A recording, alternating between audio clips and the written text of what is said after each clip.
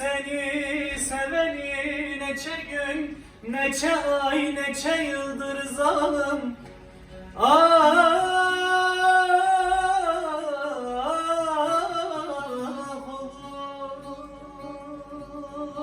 Sen beni aldattın,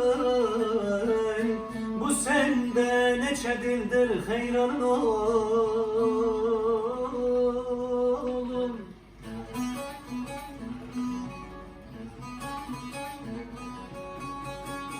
Yanağının dört bir etrafı pembeyi alagüldür. Öpsem öldürürler, öpmesem bu nasıl zulüm iştir, hiç bilmem hara gedir.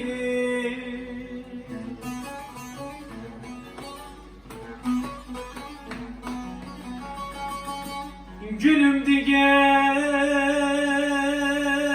bayramlaşalım, canım di gel bayramlaşalım.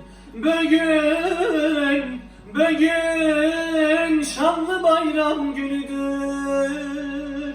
Her kabahat mendeyse ala göz çatma kaş kaytan dudak, cümlesi sendedir, heves bendedir.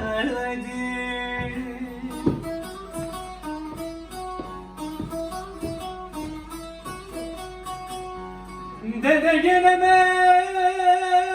de yanım, aksine ben de yanım. Kerem üstünden yandı kölem oğlum, umut vermen de yanım.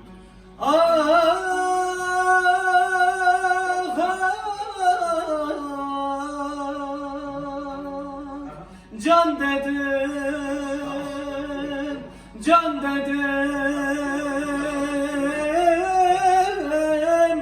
dert kazandım, bunu buldum, fayda men gelir, kalbime ferman, giderim bu boydanı. Çok zor. Yar dayansın sineme, yar dayansın.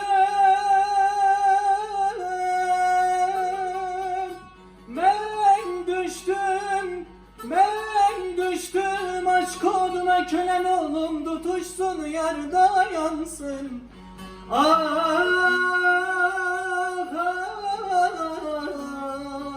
Hele dur, senin efsenin koynunda bu yad nedir?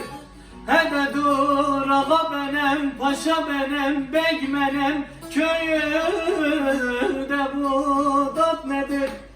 Bestegil malım mülkü memleket, hiç demedim